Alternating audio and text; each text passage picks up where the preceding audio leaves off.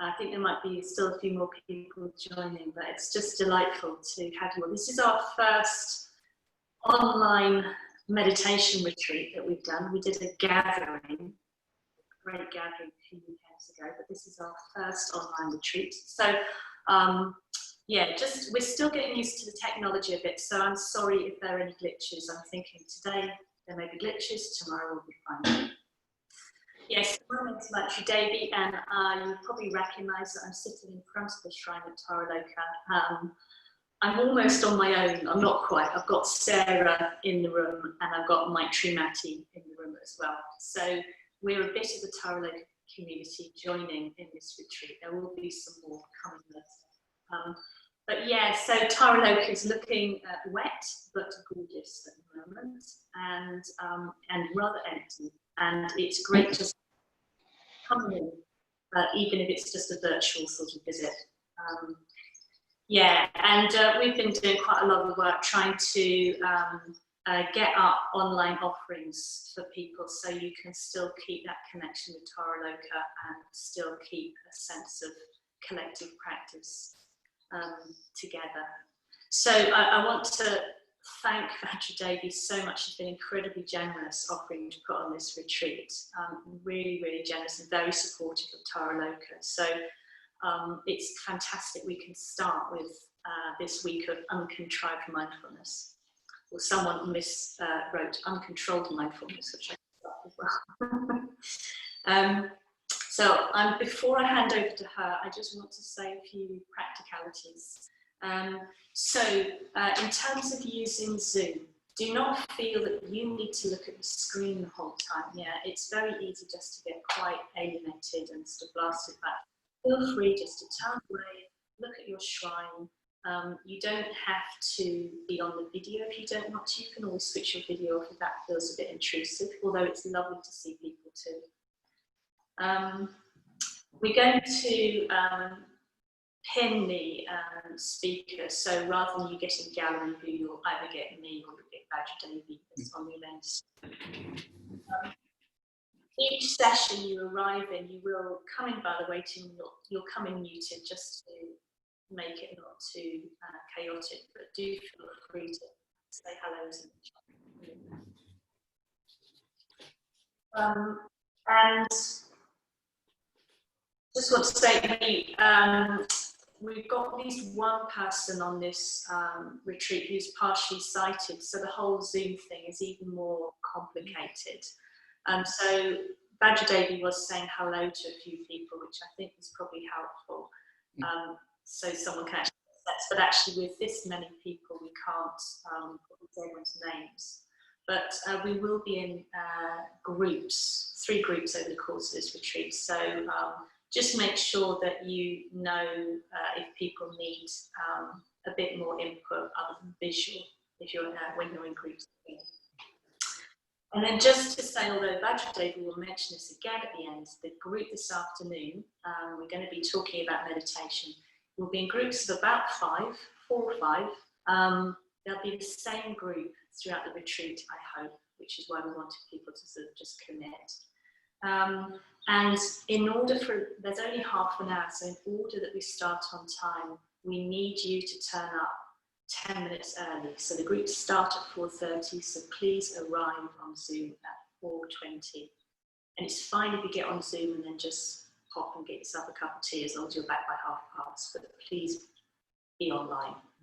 Okay. So I think that's probably all I need to say. So I'll hand over to Vajradevi.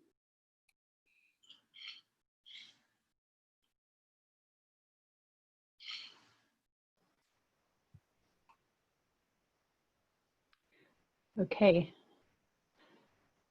So how is the sound? I noticed a few comments in the chat about the sound when Vajradevi was speaking, but obviously we're in different places. I'm at home in my little meditation cabin in Shrewsbury, but how is it's much clearer. It's much clearer with you. Okay. I think it's because it's in the shrine room. Yeah, okay, so we might be able to do stuff about that, maybe put cushions out. That's what we've done in Shrewsbury, put a lot of mats and cushions. I realised that Yeah, so very warm welcome. And yeah, I confess to being quite nervous. This is a very different sort of experience to being on retreat at Taraloka or Rivendell or wherever it is, but with maybe 20 or 30 people. So I know it's all concepts, isn't it? It's all ideas, but while it's really, really delightful to see that little sign saying participants 132, it's all, and another one, it's also a little bit daunting. So I'm just going to take a little while to get used to that and get used to the technology. And I think the sound quality is helped by the mic, but for me, it actually muffles me. So I have to get used to the sound of my own muffled voice. So I just want to say a few words to start with about this concept of home retreat, online retreat or home retreat. And I've done a couple myself in the last few weeks, which I've really enjoyed. So I've got a sense of some of the differences, how it is different, but also what an opportunity it is. And one of the opportunities, I think, is that we can get on retreat more, if you like. We don't have to put aside annual leave or childcare arrangements for a week or more. We can have an arrangement that works for us to be in retreat type conditions while also being in home conditions.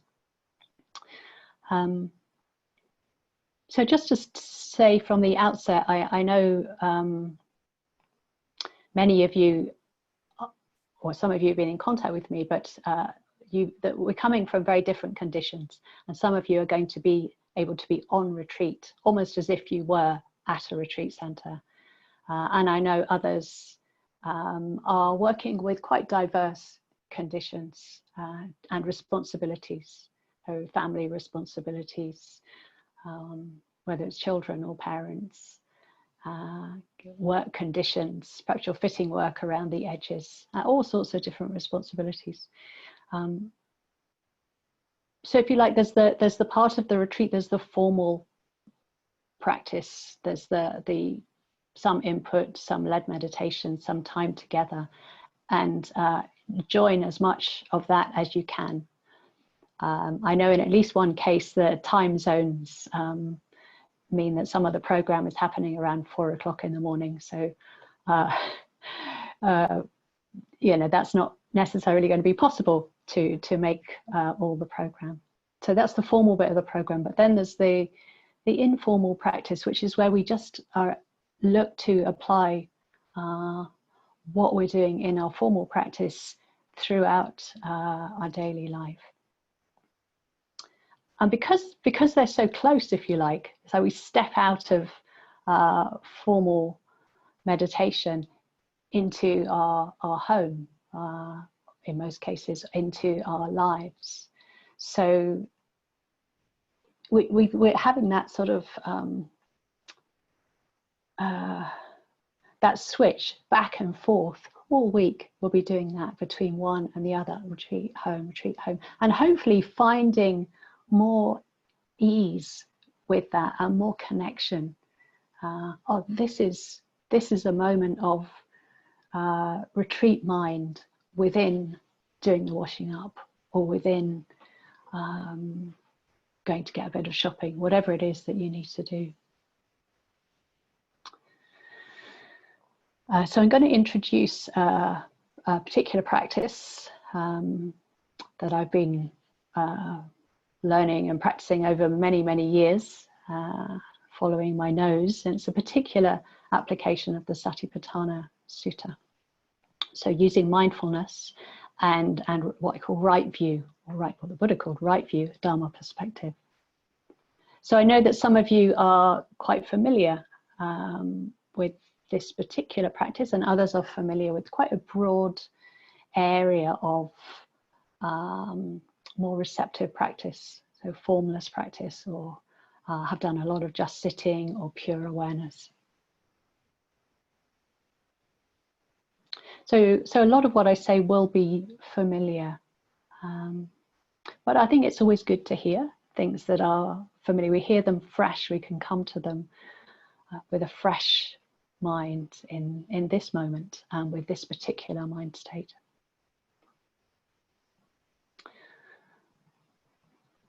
I think habits of unawareness are very strong, and that's natural, if you like. It's the natural sort of way that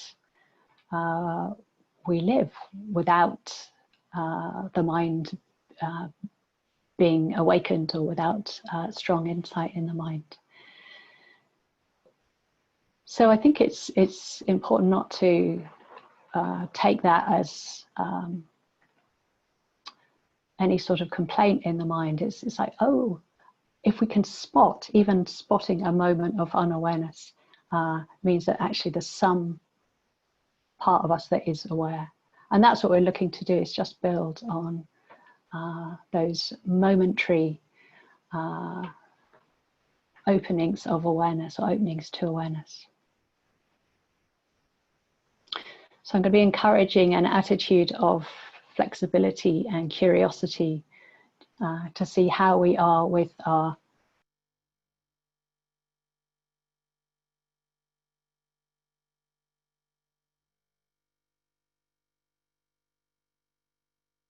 You're muted, Vajradevi. Well, yes, I just realized that. I have no idea how that happened.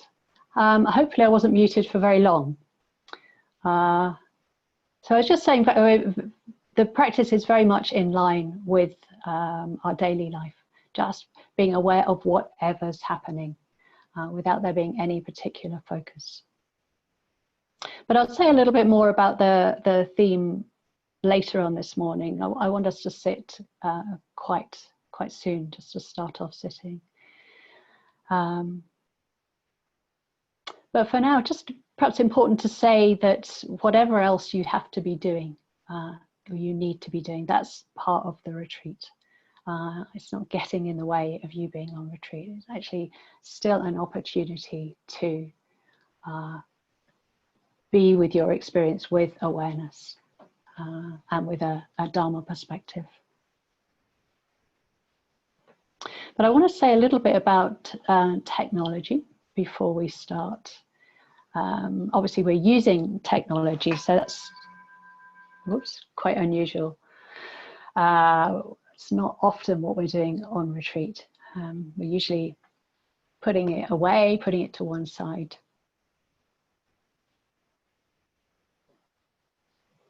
So part of this home life retreat is working with our own boundaries. There's nobody who's going to set a boundary for us around what we do. We have to decide for ourselves what we need to do. I found it interesting on this retreat with Kamala Sheila a couple of weeks ago. I in a way set quite modest boundaries for myself. I didn't look at the news, and I didn't use social media, and that had quite a big effect. I still did look at some emails that came in, and I was in contact with a few friends. So that was what I decided in that case. But I'm not setting the bar low, and I'm not setting it high. I would really like it to be up to you to see what's helpful and explore that. And you might decide that you can do without your phone. You know, maybe you need to check it a couple of times a day, but that's a big difference to maybe checking it every few minutes, depending on what your habit is.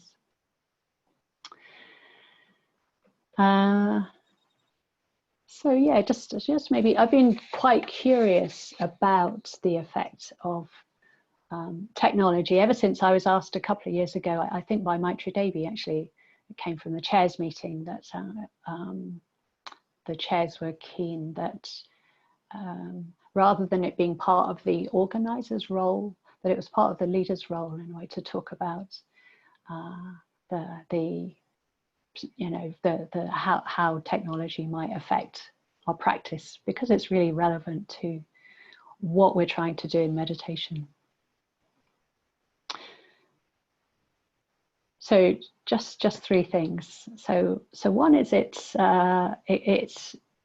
been shown, the statistics have shown, research has shown that it's quite not for everybody, but for quite a number of people, can be quite compulsive, quite addictive. The checking emails, checking the news, checking website statistics, whatever it is. And that can lead us to perhaps have our tech near us more and more of the time. And I remember reading in this book something like 70% of people sleep with their phone right next to them. Quite a lot of them leave it on overnight, and quite a high proportion as well actually check for message. If a message comes in during the night, they'll check it. I think that was probably higher with young people. And I can feel it in myself that when I attempt to impose boundaries, I can feel that desire to check. I can feel that in myself. And actually, that's a good thing. It's been a very helpful thing to have a little boundary and just feel that compulsivity, feel that addiction, which when I just go towards it, when I just do it, I feel it less.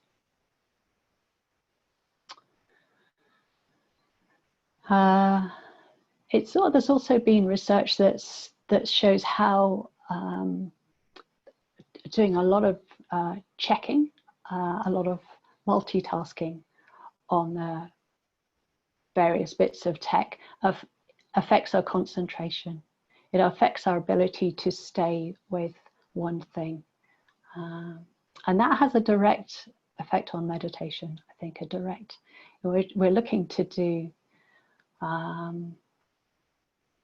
something quite different in meditation, and just be drawn out to many different little bits of stimulation. And then the third thing, I read a really lovely book, actually. It was about solitude. I can't remember the name of it at the moment.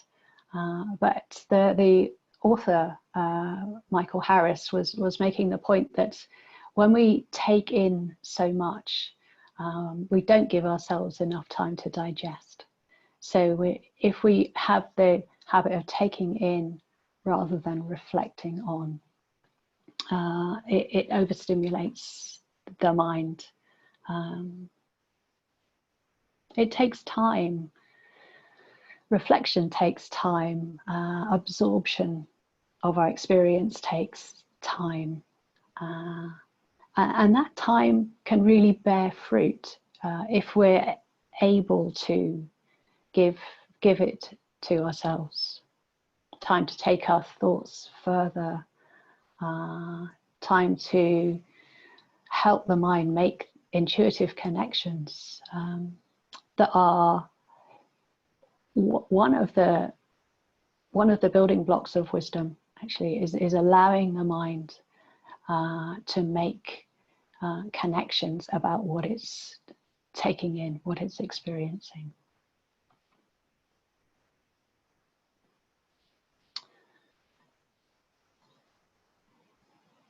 So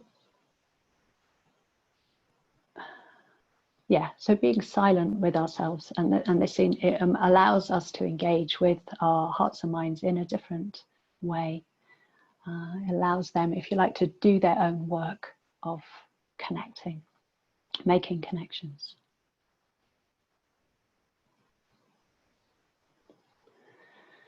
So as I say, I leave it up to you. And at the same time, there are these fruits or these benefits from allowing the mind to have more space, following Bante's example or his little aphorism, reduce input.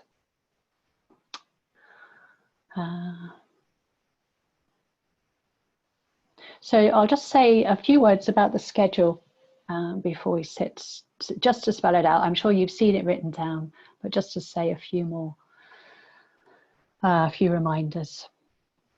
So this morning session will go from 10:30 to 12:30. Probably have a little break in the middle most days. So there'll be some input, some meditation, some led meditation, and also some interactive somethings. When I saw that in the letter, I thought, that's not quite what I meant, but it was difficult to describe what I meant. It was much easier to say it. So what I'll do most days is at the end of a sit, I'll just ask, some of you will have a chance just to say what you appreciated or were interested in, or what you were aware of in that particular practice. So on the whole, that's what the interactive sessions will amount to.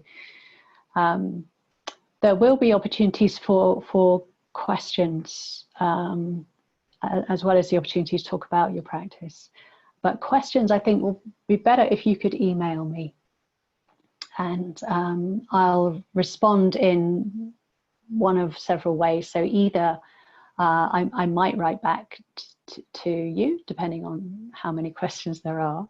I might incorporate it into the input, into the teaching, or I might just answer it directly within a session.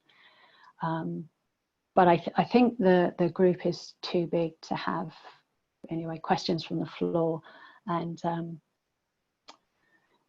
I think I would find it tricky to try and be reading them from the chat, and yeah, reading and then answering. So that seemed like the most straightforward way. So I think my email is going to go in the chat this session. It's very straightforward. It's vajradevi@gmail.com. And every day at the end of the 12:30 session, the 10:30 to 12:30 session, I'll just give a little a nudge, if you like, to a particular sort of aspect of practice that you might want to just follow through that day. Very, very simple things. Yeah, just to give you the example today, I'm just going to suggest that find some time to do nothing, to give the mind that space. So you're not even trying to meditate, but you're just sitting. Might be outside, might be with a cup of tea inside. So it'll be things like that, but just targeting or highlighting specific aspects of practice, as well as doing what you can to just be aware. So the afternoon session, for most of you, I think, there'll be groups on 3 different days. The first one starting today. So Vajradevi's already talked about those.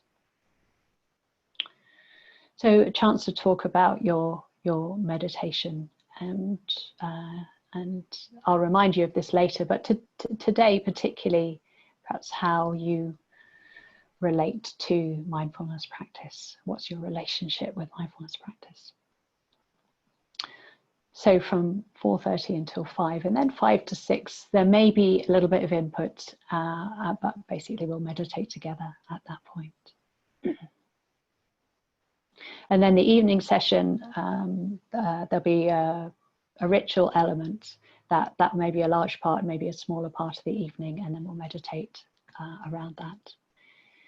So sometimes the rituals will happen from here in this cabin at the bottom of the garden, and sometimes they'll happen from Taraloka with quite a number of the Taraloka community. So yeah, really keen for us to, we're at home, but we're also at Taraloka, if you like. So this evening we'll dedicate the retreat. We'll do a dedication ceremony, and I'll say a few things. So you might, as part of that, might want to think about your personal sort of dedication or your personal wish for the week. Perhaps there's something that you've been thinking, I'd like to give a bit of time to this. I'm just waiting for a bit of space. I can just be. There might be something that's just quite alive in your practice. So this evening will be the time that we can lay that aspiration down at the feet of the Buddha. Just show you my little Buddha while we're at it. If I can angle it that way. So this is my little shrine. When we're meditating, I'll try and remember to point it at the shrine. I've got this very strange flower over there on the right hand side. So that's my Mandalay Buddha. Brought him all the way back from Burma. So, but you may feel free to use, when we're meditating, to not look at the screen, as Vajradevi said, but to use your own shrines if you can set the computer up near your shrine. Just a couple of things about being in the cabin. So it's been raining a bit in Shrewsbury recently, quite heavily, and that does impact on the sound. We've got a flat roof, and so it may get a bit loud, which is fine. And the sound of rainfall is lovely. We also get quite a lot of birds. It's been really, really quiet here since lockdown. It's a quiet part of town anyway. But since, since for the last 2 or 3 days, there's a bowling green just the other side of the wall of the cabin, and bowling is actually a surprisingly loud sport. I used to think it was elderly men just nudging balls down the green, but actually these days, and especially this team, apparently this team, Castlefields team, is one of the best in the country, and they encourage a lot of young guys, and they sound like football supporters at times. So we may get some of that. They also very much enjoy mowing the lawn, rolling it flat. So there's been quite a lot of sound from that. So we may get that. At the moment it's nice and quiet. I'm thinking it'll probably be one or the other. They can't bowl when it's raining. So we may have rain, we may have bowling, and hopefully at sometimes we'll just have birdsong. But it's all sound. It's all just sound, and I'll be saying quite a bit about how to, in a way, watch our minds. Watch our minds when we make a distinction between the sounds that we like and that we enjoy and that should be there, and the ones that shouldn't be there, because I'm meditating. Okay, so I'm going to leave it for there at the moment. Leave it there. Feels very strange not to ask for questions at the moment, just to see, but I'm hoping that things are clear. Maybe just put things in the chat if you do have questions for now. So perhaps just take a minute or two to set yourself up in wherever you'd like to sit, and maybe just stand for a minute or so, and then we'll sit.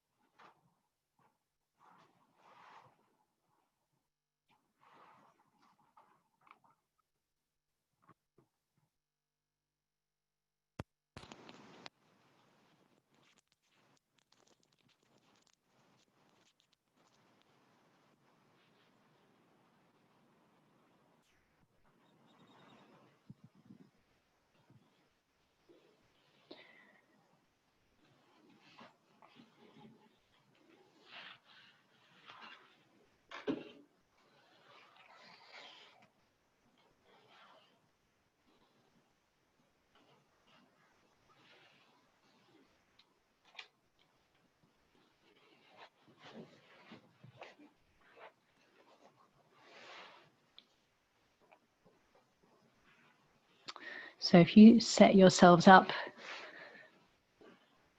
to be comfortable,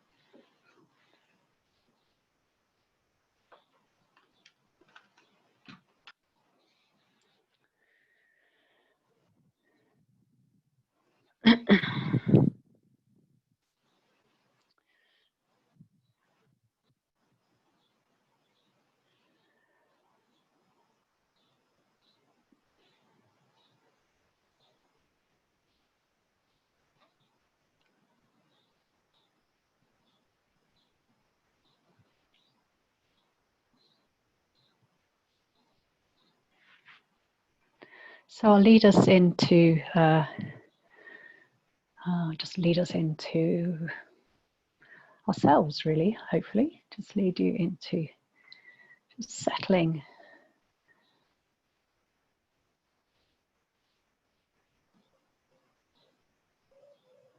Where you are right now. So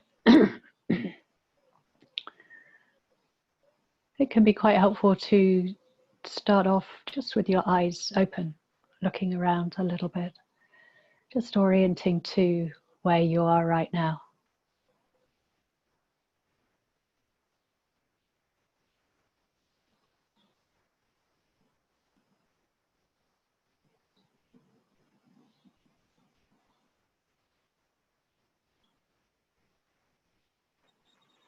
We can sometimes perhaps snap into meditation position, meditation mode quite quickly. So just give yourself all the time that's necessary.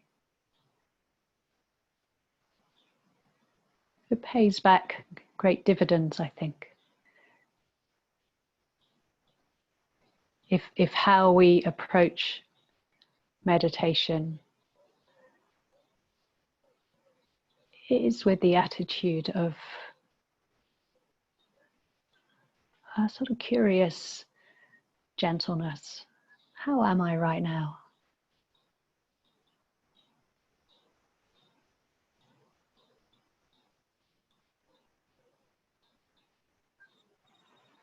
No need to push to get started.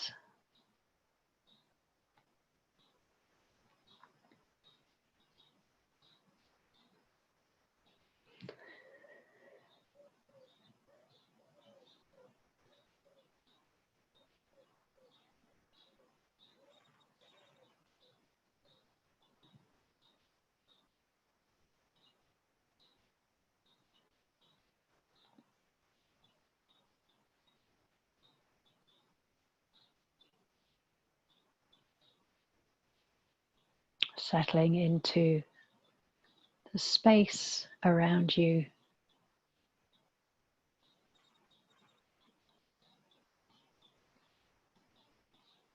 Settling into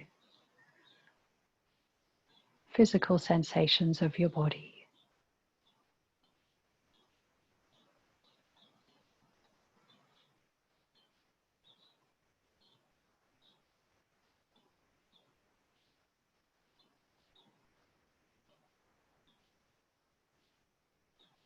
Sometimes each out breath can help us settle a little bit more.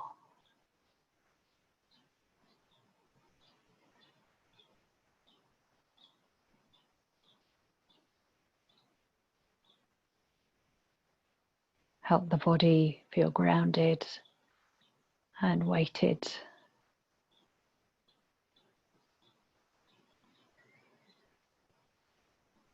To the cushion or the chair.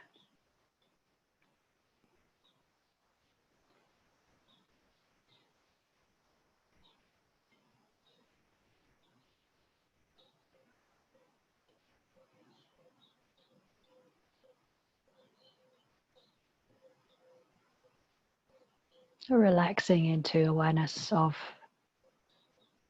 the body, of your posture.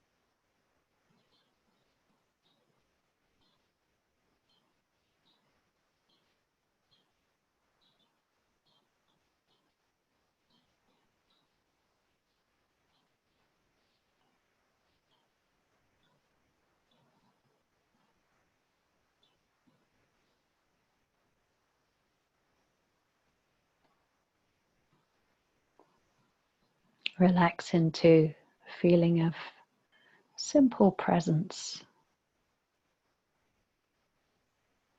a simple knowing sensation,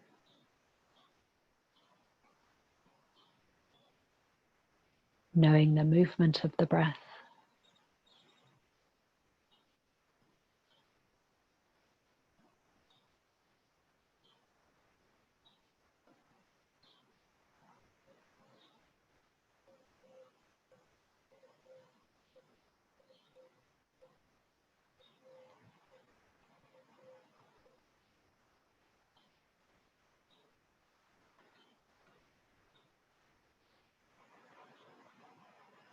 And let this sense of knowing or awareness be quite broad.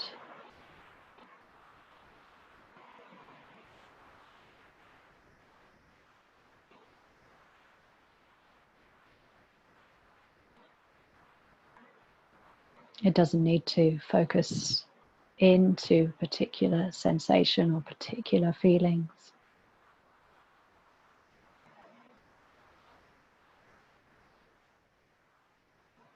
It can have a real quality of lightness and still knowing happens.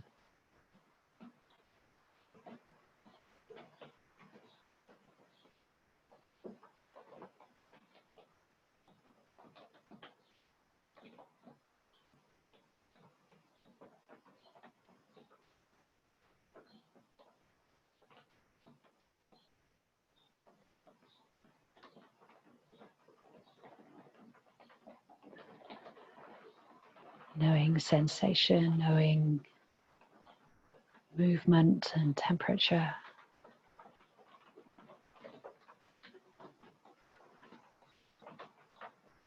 And knowing sounds, sounds around, sounds within.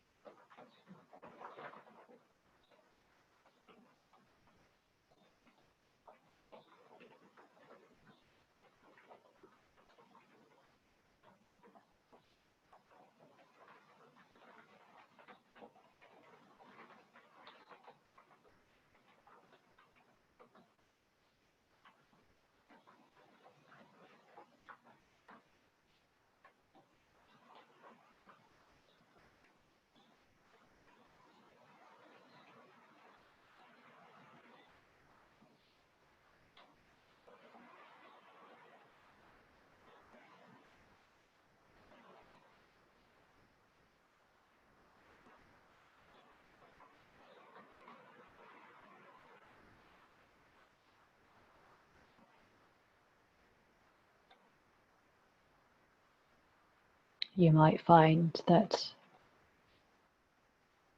the attention, the knowing naturally rests with a particular aspect of your experience.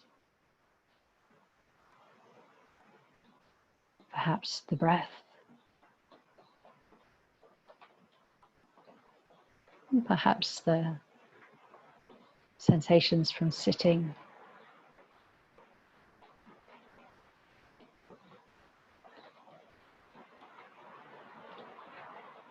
So these can act as an anchor to experience, an anchor to awareness.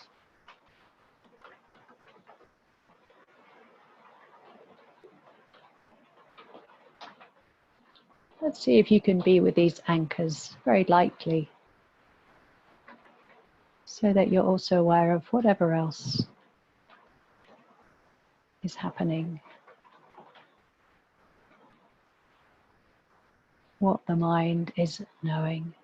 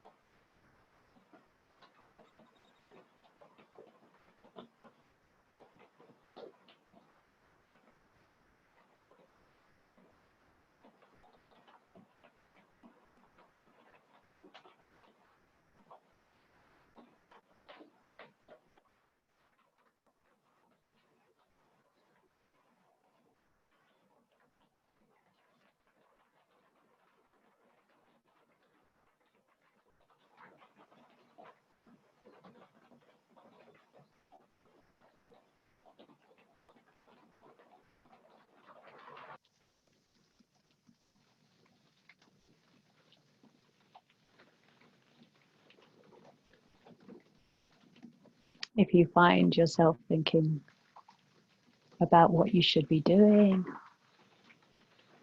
or you're not sure what you should be doing, just relax, just settle back.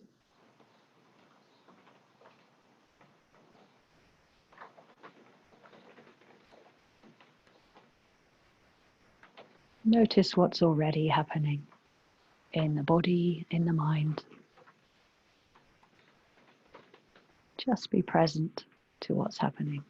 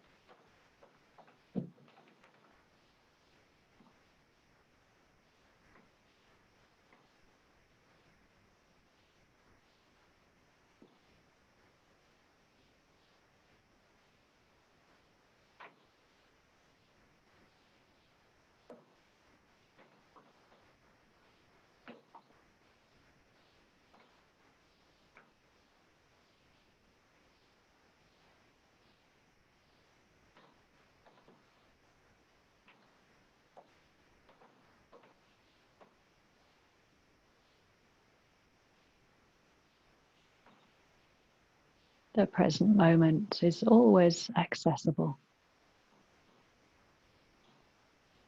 always a resource.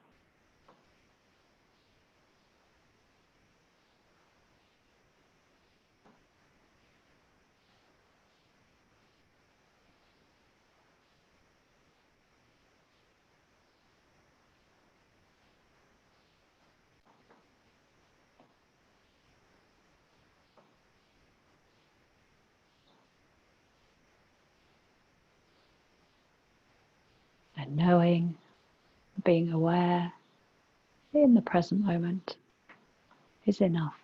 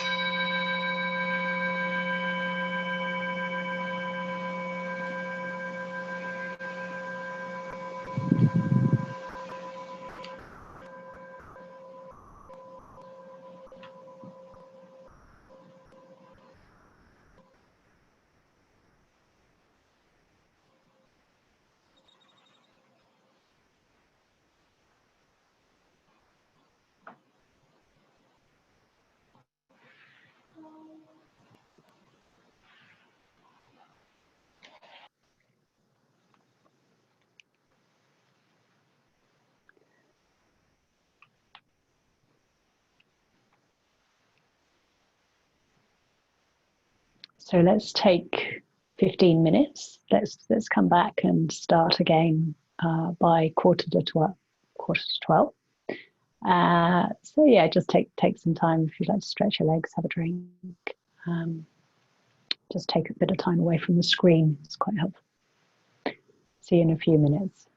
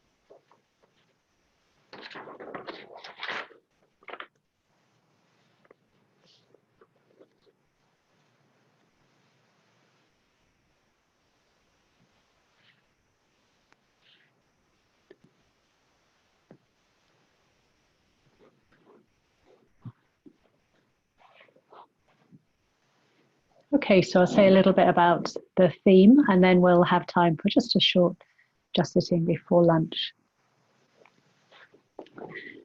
Maybe just to make it clear as well, I'll lead through some practices, quite a number of practices, and mostly they will be of a just sitting satipatthana nature.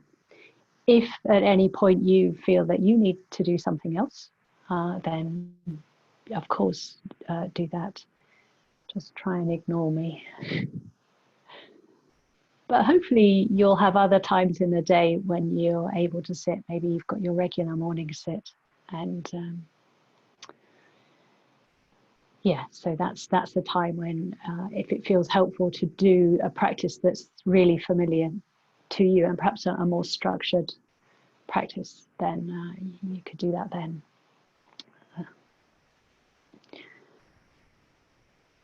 Okay, so I want to say a bit about what we'll be doing this week.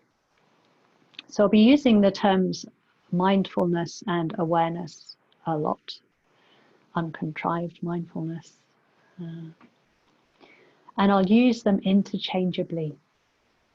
So what I'm interested in practice is awareness as a key part of wisdom path. So it's not the only factor in the wisdom mind, or the mind that sort of is able to see more clearly, but it's integral to that process. So it's both simple, awareness is simple, but it's also quite mysterious, I think. So I imagine you all can recognize that you're aware right now. I find that just reminding myself is, or reminding you, is it just a trigger? It's like it's right there if we remember to look, or to just notice. So that awareness is natural, but it's often intermittent, and therefore, oh, got one person waiting. Can be quite superficial.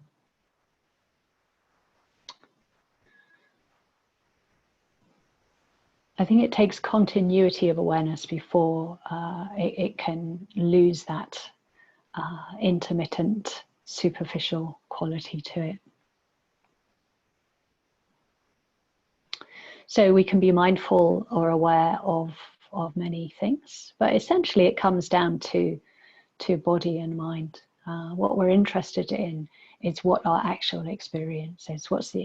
What can we know directly in our experience. And that comes down usually to the body and all our sense experience, our sense of taste and touch and smell and hearing and seeing. Some of them we talk about as external, if you like. This is the external sounds, but we're still experiencing them from this body mind, if you like. So there's the birds, there's the guy up the road who makes animals, chainsaws, wood animals sometimes. Various sounds, sights, but there's also our mental experience, what's happening in the mind, various thoughts and feelings, various perceptions and ideas about things.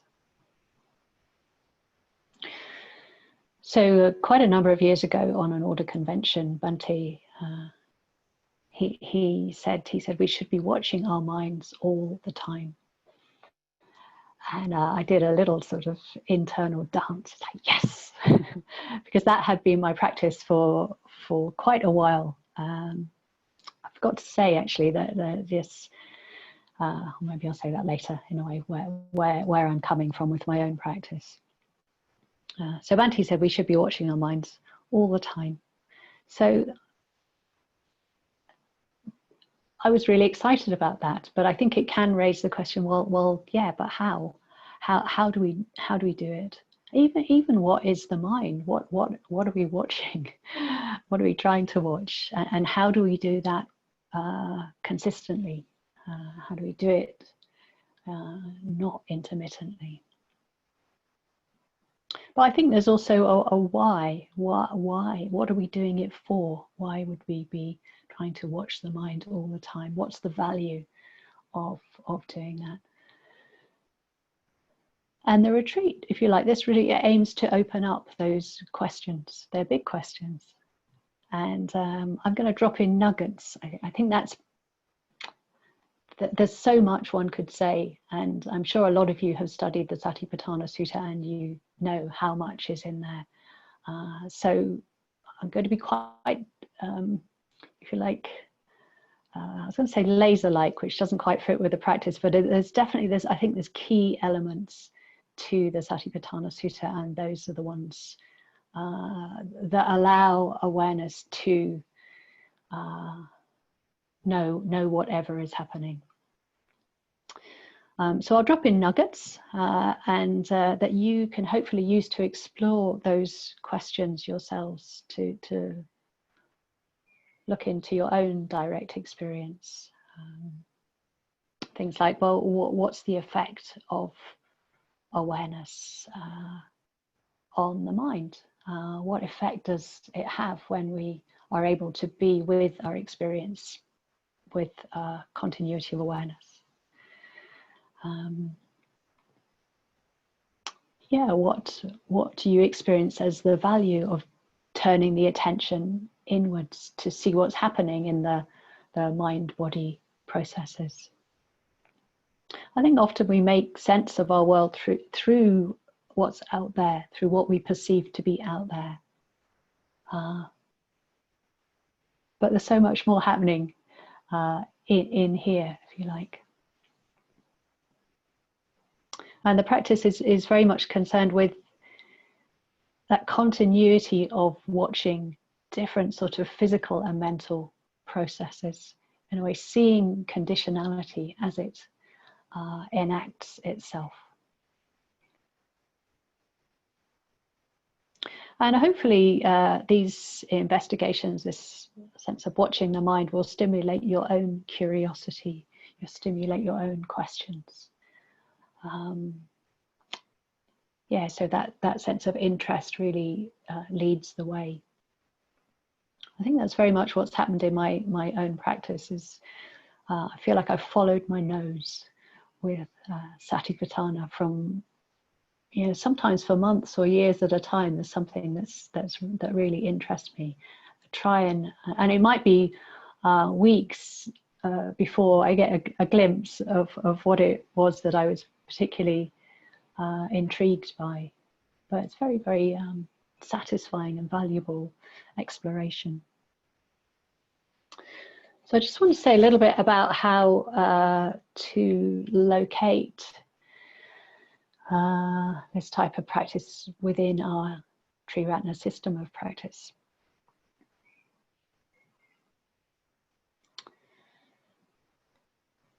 So really it's mainly around two areas of the 5 aspects of practice. So spiritual receptivity, I would say, is the method. How we're aware is it a very receptive type of approach. We're sort of settling back, or we're looking back towards what's happening inwards, rather than that sort of more active looking outwards. So I'd say one of the key features is it's less important what you're aware of than how you're aware. So the attitude in the mind, the attitude that we bring to experience, or the relationship with experience, is key. And with receptive practice, you look to there's a particular quality of effort that allows you to see what's quite naturally happening, rather than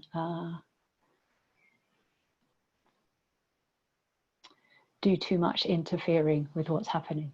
And I'll say a little bit more about that.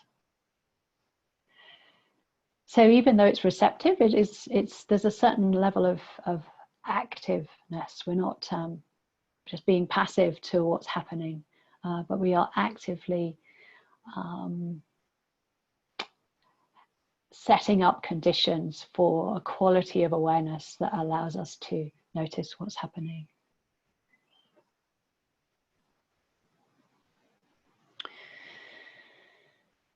So again, for those of you that have done just sitting or formless practice or pure awareness, perhaps not in Satipatthana practice. Satipatthana practice can be quite active. There's many different ways it can be done. Some of you have heard me say this before, but I spent quite a bit of time in Burma, and there are at least 40 different ways of practicing with the Satipatthana Sutta. And a lot of them are quite active, are quite effort-based. But the particular approach that I have spent quite a lot of time exploring is one that's much more receptive. So we're not particularly aiming to do a lot of trying or trying to do. We're not trying to put in a lot of effort. In fact, there's a lovely phrase from Analayo's, I think his first book, where he says, at times right mindfulness takes the place of right effort. So what I take from that is being present is often enough. In fact, when we're working with the hindrances, that is our first, well, working with the antidotes to the hindrances, that's our first port of call, is we're just aware. We clearly recognize what's happening, recognize the hindrance in the mind, and sometimes that is enough to dispel it, or to change something in the mind, to shift our perspective.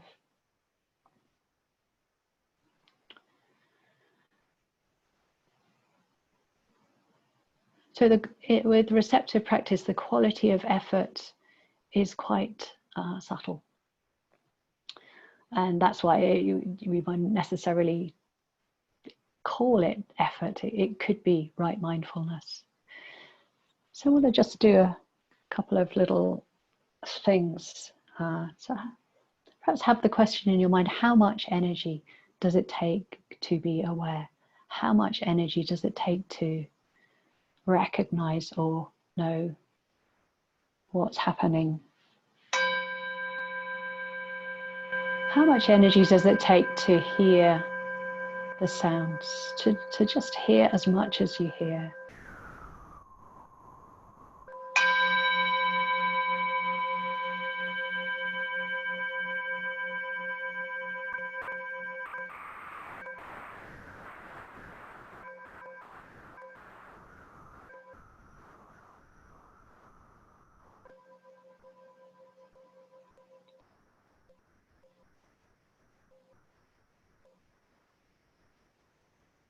So I imagine for most of you that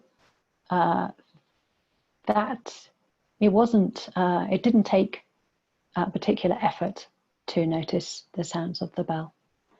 It might be that the attention came and went a little bit, that intermittent quality of awareness, but when you're aware, the sound is right there. And that's quite telling, I think. It's quite telling that presence can be enough.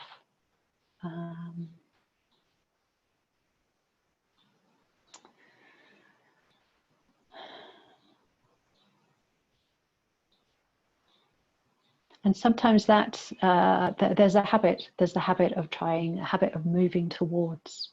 So quite often I'll say, settle back, just settle back. And that can allow a different quality to come out. It can allow the habit of leaning into things to relax back.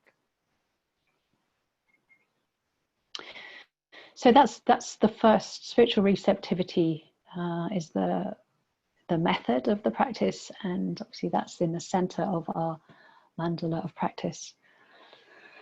The other area, the other aspect of practice, which I think is predominant. I think the others all are there, but they're more the sort of trailing edges, the integration, the positive emotion.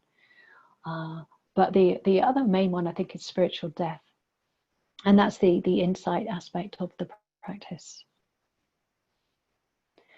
And that, I think, are the gains or the fruits of receptive practice. So you have the method of receptivity, but if you like, the fruits come in the area of a spiritual death, of seeing things more clearly.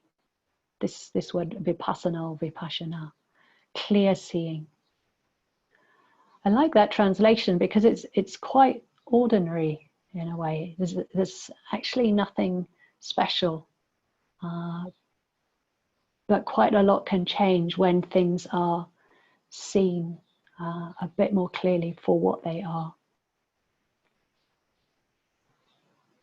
I think it helps the mind naturally lets go or naturally relaxes when it's able to see things more clearly.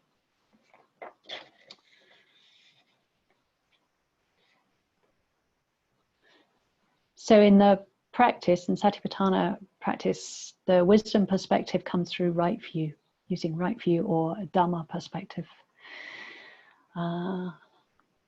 So I'll be saying quite a bit about both awareness, mindfulness, and right view throughout the week. So just to flag up for now, very simple idea that we're always coming from a view. We're always coming from some conditioned or habitual perspective. And right view is, if you like, the Buddha's perspective. It's how the Buddha would have thought. I sometimes think of it as a sort of like a compass sort of pointing north. We're sort of oriented towards the Dharma, oriented towards a helpful perspective on experience that's more in line with how things actually are. And the more we're in line with how things are, if you like, the less conflict there is in our experience, the less we're arguing with reality, the less suffering there is, the more ease, through being in line. So often what we're doing in practice is recognizing the views that we hold. When there's some degree of Dharma perspective, of right view in the mind, we can recognize conditioned perspectives that cause us suffering. Sometimes they don't cause us suffering. There is just a view in the mind. It doesn't cause us suffering until we find somebody else with a different view. And yeah, we end up arguing about it.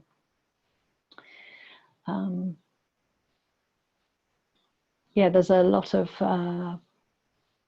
politics in the air, seems more than usual. And yeah, so we can find ourselves on one end of a political pole, and really getting ourselves into unhappy types of communication with somebody who holds opposing views.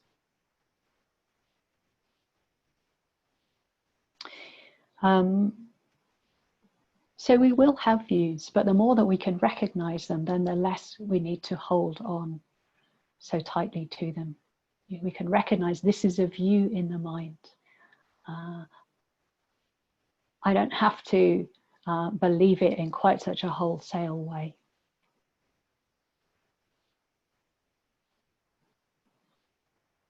So recognizing the point of view in the mind, seeing if it's in line with the Dharma. So I won't say any more about those two aspects now, awareness and right view. We'll sit again before lunch. And just to say, the next couple of days, we're going to start really simply. I won't bring in the wisdom perspective very strongly for a couple of days. So we're just sitting with the aim of tuning into that way of receptively allowing things to be as they are in the mind and body. Maybe just one more thing to say. It's important to not think that watching the mind all the time is somehow distinct from being aware of what's happening in the body, what's happening in our physical experience. We have these 6 sense spheres, the 5 physical senses and the mind sense. And we can be aware of all of those. And part of the mind sense is that ability to be aware, that ability to recognize or to know what's happening. And that needs to be an embodied and grounded knowing.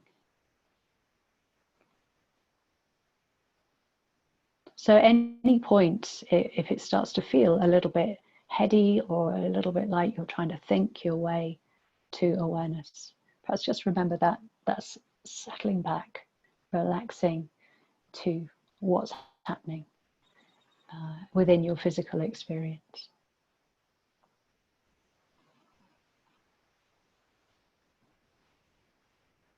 So yeah, we watch the mind from that place of groundedness, of inhabiting the body and alive to all our senses.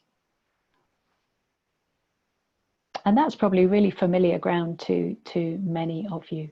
But what might be new to some of you is just this sense of being able to be also watch the more sort of subtle aspects of what's happening in the mind, what's happening through the point of view, through different perceptions, different mental feelings.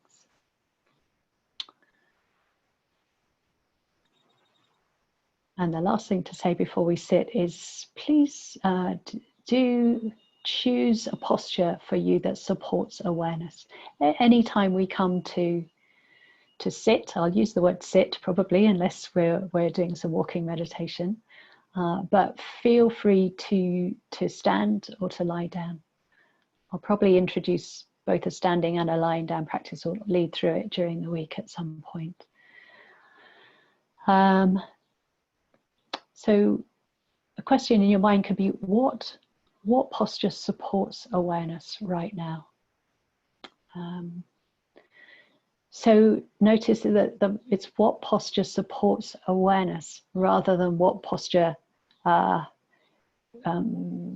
supports, oh, I'm feeling a bit sleepy, so maybe I'll lie down. In a way, then you're choosing the posture that supports sleepiness. It supports going to sleep rather than being awake and aware. It might be that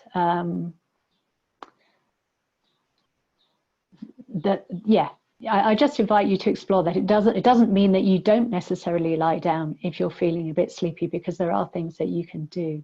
But you ask the question about what is best going to support some sort of continuity of awareness.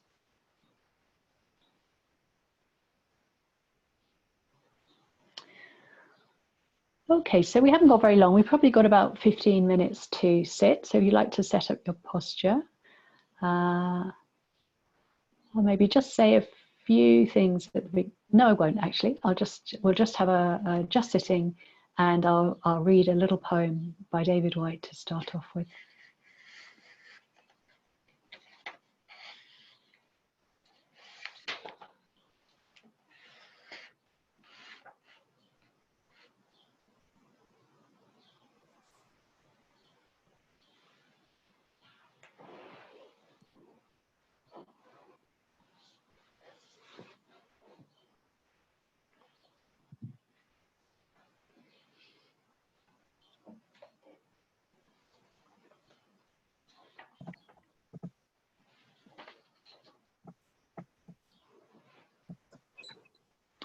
I think someone's not muted.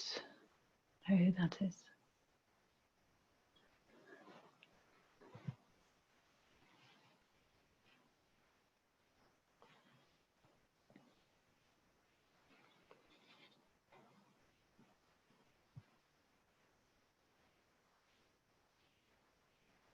Enough. These words are enough. If not these words, this breath. If not this breath, this sitting here. This opening to the life we have refused again and again until now. Until now.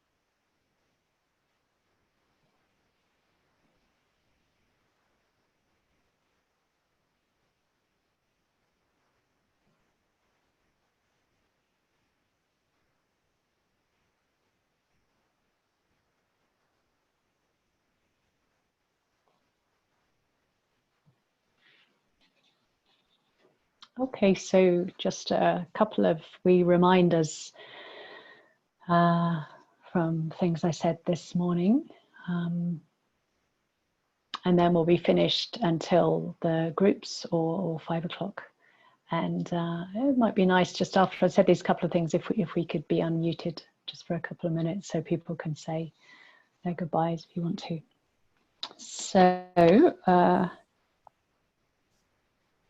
So yeah, reminder, just if you have questions or something you want to explore in your practice, just send me an email. Just flag it up in an email. The address is in the chat. If you like, the daily, I can't think of a word apart from task. Task doesn't sound right, but in a way that put the energy, if we're putting the energy in a particular direction, then explore, just do nothing, to spend some time just not having a task, if you like. So just do that and explore being aware in that. And then the other thing was just if you are joining a group this afternoon, then there'll probably be about 5 minutes each. So something of your meditation history, particularly how you feel about mindfulness, how you feel about awareness. And that might be that you haven't enjoyed it very much. Not assuming that you're all here because you love mindfulness. Sometimes we just are drawn to the things where we feel that there's a bit more to understand, or we could have a better experience of this. So yeah, so you could bear that in mind in terms of your checking in. So I'm suggesting that it's oriented towards your meditation practice or your awareness practice. But of course, if there are things of a more personal nature that you want to share in the group, then there's a space for that. It's a space for connection on different levels, but very much including how you are and what you'd like to say about your meditation practice. Okay, so we'll leave it there and look forward to seeing those of you who can join us at 5 o'clock. Yeah.